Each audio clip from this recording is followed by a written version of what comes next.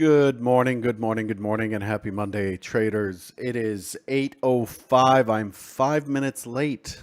8:05 a.m. this morning on Monday, the 26th of September, 2022. And what a Monday. We're on episode number 2322. Derivatives trading is not suitable for all investors. Past performance is not necessarily indicative of future results. So, first things first, relatively quiet news in the on the weekend this weekend. If you're in the United States and you're kind of shielded from what's going on in the world, many of you have probably followed along to find out that there's just some odd propaganda going on out of China. Out of China that Xi Jinping was under house arrest and there was a mobilization of the military, lines and lines and lines of military vehicles moving into Beijing and so on, which turned out to be nonsense. So that's some sort of propaganda. I don't know from whom or why. But that had the world watching a little bit. Also, the events in Iran, pretty scary situation. They're going through another uprising now by women, as one person was taken away as a result of the way she was wearing her head cover, and she ended up getting murdered. And so the country's rebelling as a result. So Iran is a very sensitive piece of the market. You saw how the market reacted when the U.S. was close to a deal, but then not, but then they did, but then they said talks are off the table. Iran impacts the energy market and is an exporter for commodities, but not to the West. So pretty interesting to see what happens there, just out of history. And then, of course, many of you may have heard. If you have not, boy, you're missing out on this just gargantuan move by the British pound against the dollar and against the euro. The British pound almost reached parity with the US dollar with a low of 103. I want to remind you that a year and a half ago, the GBP USD pair was at about $1.42. That's a massive move for a currency, especially for a G7 country. So the British pound is moving towards parity as well with the euro.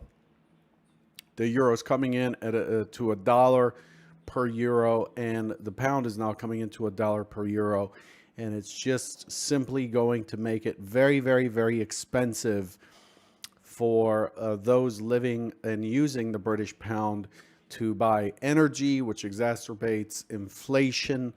And this is a very significant event, Pay attention to it.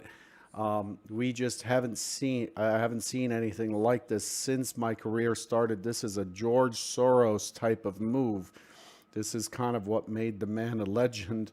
So this is a result of the large, substantial stimulus that was put out by the incoming prime minister's government. And it's likely to force the Bank of England to do something. So these are just massive macro economic developments. The Germans had the IFO business climate, and it missed this morning by a pretty substantial margin, 84.3 versus 85.7. And while I'm at it, I'm going to look at what is on deck for this week. Now, the thing is, given the Fed release last week, given the CPI before that, we are very, very likely to be news driven, which means higher volatility which means a pretty a pretty disrupted market. So we've been through this before. We've traded through kind of a news-based market, but don't be surprised if more Fed speakers come out and announce something randomly off calendar, unscheduled. It's very, very likely. So keep an eye on that. Macau lifted COVID restrictions. The market there shot up. And then, of course, right now the focus is on treasuries as the rest of the world is, as the U.S. basically exports its inflation by making the dollar more expensive. The market is going to run towards U.S. treasuries, and there are some big moves going on in there. So lots of macro pieces moving around the table that are going to impact how we trade. And if you're trading futures, especially if you're trading FX, you're going to see these moves. Check out my Twitter feed, twitter.com/futurestrader71. I posted there was a GIF there that shows how other countries' currencies have moved against the dollar up to, I think, the beginning of the month. And take a look at that. For today, for the rest of the week, we have the key scheduled events are durable goods tomorrow, new home sales. Wednesday, GfK consumer confidence. Thursday, inflation out of Germany, MBS manufacturing PMI, pretty important for China. And then the Keishin manufacturing PMI, also important for China. Friday, consumer confidence out of Japan, inflation rate out of France, unemployment rate out of Italy. By the way, Italy looks like it's electing a pretty far-right or conservative government. That's a big change. We also get the inflation rate out of the EU, unemployment rate out of the EU, inflation rate out of Italy, personal income, personal spending, and that wraps up the week. So quite a few numbers, but nothing earth-shattering, so to speak. I think it's much more about what will the head of the BOE do, what will the head of the ECB do, and what will our many Fed presidents say throughout the week. I think there's just going to be a parade of them.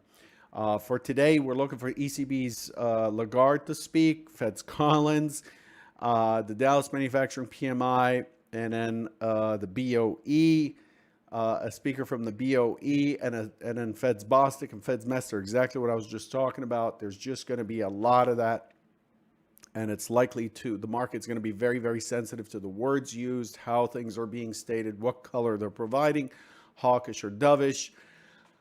After last week's very confusing messaging by Jay Powell, basically saying that there's just no limit to what the Fed will do to reach its mandate, and that they're warning the markets that this is going to be, unfortunately, quite painful. So you saw the moves that happened since then. Let's look at the S&P. For one thing, you need to pay attention to the rotations here. These have been updated. You'll notice a jump higher in the rotations. 8.5 points now for the ES as opposed to 7.5 points. Big moves last week.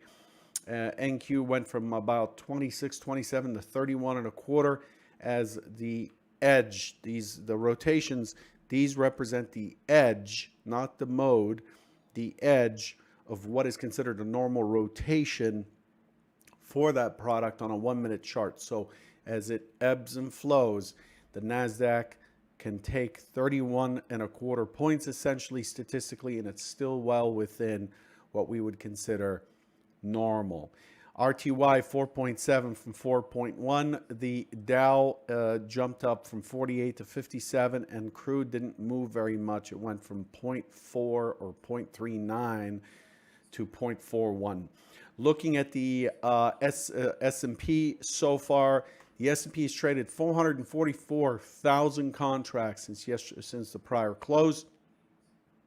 Settlement, and it blinks out at the worst possible time. Let me handle this 1 second. Isn't that funny? It just blinks out. Yeah, so the S&P 445,000 contracts traded. 82% of the inventory is below the prior settlement. We are inside of the prior range, and we have about 47 points of range this morning. The low 71.50, the high 18 and a quarter. The point of control at 36.98. We're fighting in that 37 handle, 3700 handle. That's what's up. What does that mean for us? So what this means for us, let's switch. Look at where we are. Friday,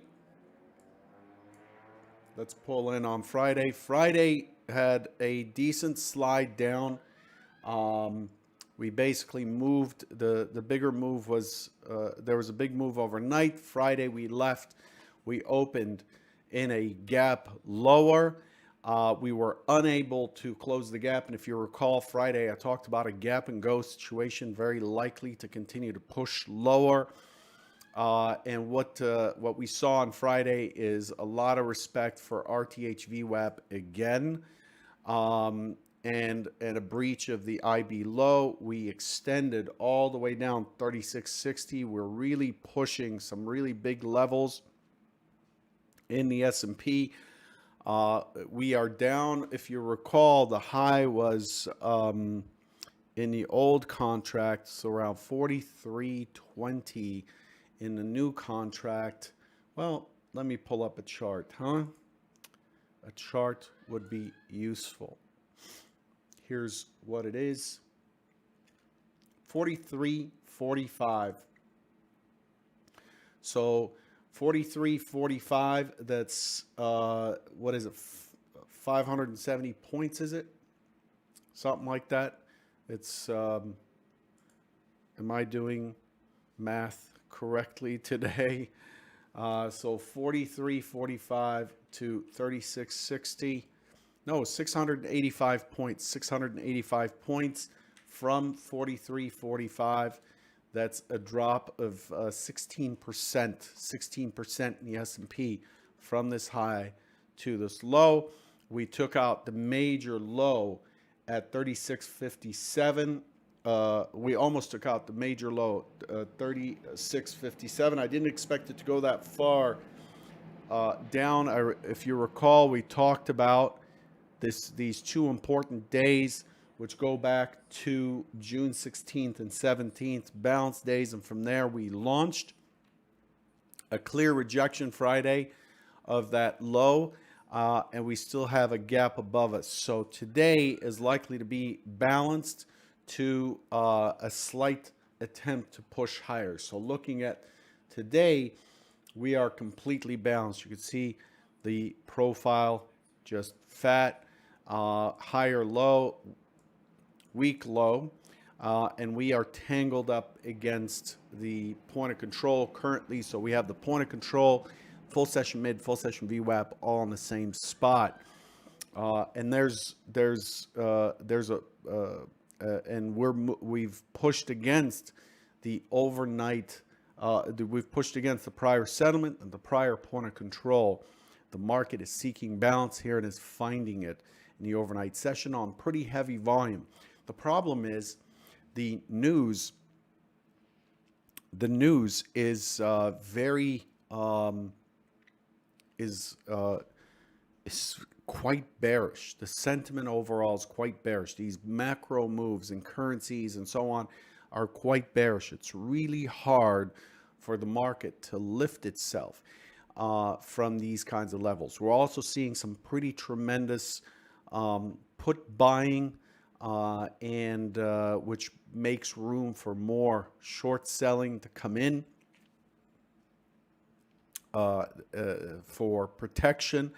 And so to me, we're not seeing the conditions overall. We're not seeing the technical conditions yet of a market that is finding a bottom. Now, we missed the low from June, the swing low from June by a handful of ticks.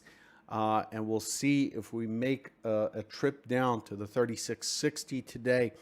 But as long as if we breach Friday's high today, it's going to be quite important. We're likely to see a squeeze real fast through this zone here.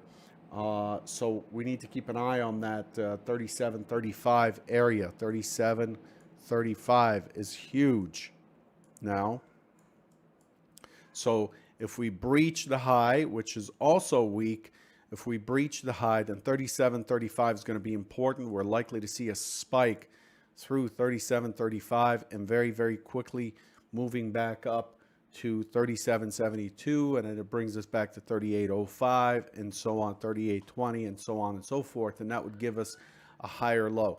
There are no indications that the bears have any control or are driving this market at all. There's just nothing there. So let's take a look at TPO chart. There you have it. It's really the extended move down. We have these lower highs. We're not seeing anything here that indicates that this market is finding a bottom. So the first indication of that is to end the one-time framing down. That'll be the first sign.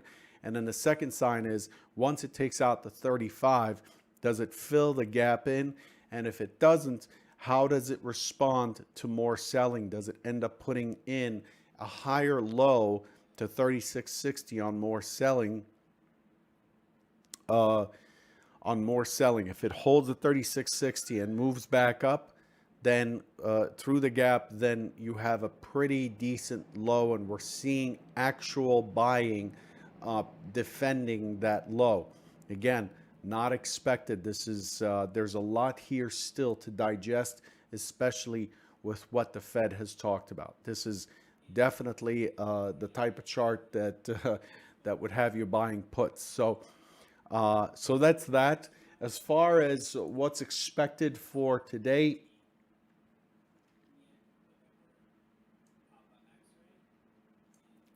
let's move this over. As far as what's expected for today, I'm expecting a relatively muted trade today. The thing with today, though, is weak highs, weak lows.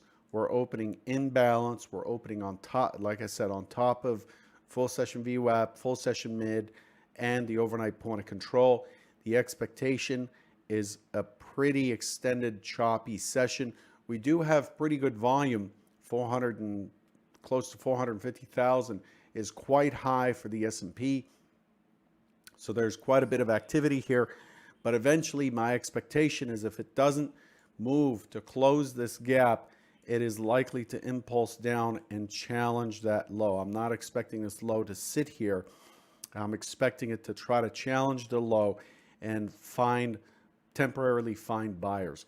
But this morning I'm expecting it to fight in balance of Friday and to really struggle. There's some pretty good buying pressure at the 36.60. We found buyers at 36.60 on Friday, and I'm expecting those to defend. Overall, however, the trend is down. The big picture is down. So I'm expecting this to struggle to settlement and then start to spill over. The secondary is the opposite scene. Secondary, open auction again. An attempt to move to the overnight low, refuted, giving us an impulse higher, back to settlement, and then a squeeze. And in that situation, we're looking for the 35 to be taken and for the half gap for us to rise into the half gap, which gives us the 50, the mid-century figure, the 50, and then consolidate into the close. I am just simply going to watch this morning for at least the first half hour. I have no business getting into a fight where there are 450,000 contracts traded and a pretty active delta overnight. Okay, so let's look at the delta for a minute. Look at that delta. It's pretty active this evening, and you could see that all The large, small, and very large are on the buy sides. To me, this looks like it wants to bounce. I'm expecting it to chop, and I'm expecting to go back to settlement this morning. There's a high probability of a 3709 tag bringing the S&P to unchanged this morning. That's a key trade this morning. If it happens in the first 20 minutes to a half hour, I won't be participating. But overall, the delta is relatively strong this morning. There's pretty good lifting. The question is, as the market is lifting, and if you didn't watch, if you weren't there on Thursday, I did a webinar on scalping, or a webcast on scalping. It's really important to keep in mind that if there is lifting, but there's no price progression, this is bearish, right? If there are limit orders or offers or icebergs that are stopping price from moving while the delta is moving up, this is bearish. This is the smart money is on the sell side. So I'm going to watch for that. But the way this is configured right now, it is very likely to push to prior settlement and be unchanged early on in the session. We'll see how that goes. One thing I want to make sure you knew about is this event here. On Wednesday at 12 p.m., I'm going to be on with Anthony Crudelli, Tom Canfield, and Joe Fahmy. To sign up, go to edgeclear.com/daily. We're giving away this pretty high-end laptop, an MSI Katana laptop. Great gaming, definitely a great trading computer laptop, in my opinion. Again, that's on Wednesday. The giveaway, the sign up for the giveaway, don't wait. The sign up for the giveaway ends at 11 p.m. Eastern. The show is at 12 p.m. We'll be talking about trading in high volatility, which I'm expecting a lot of going forward. Okay, be sure to sign up. Good luck, and I'll catch you tomorrow. Take care.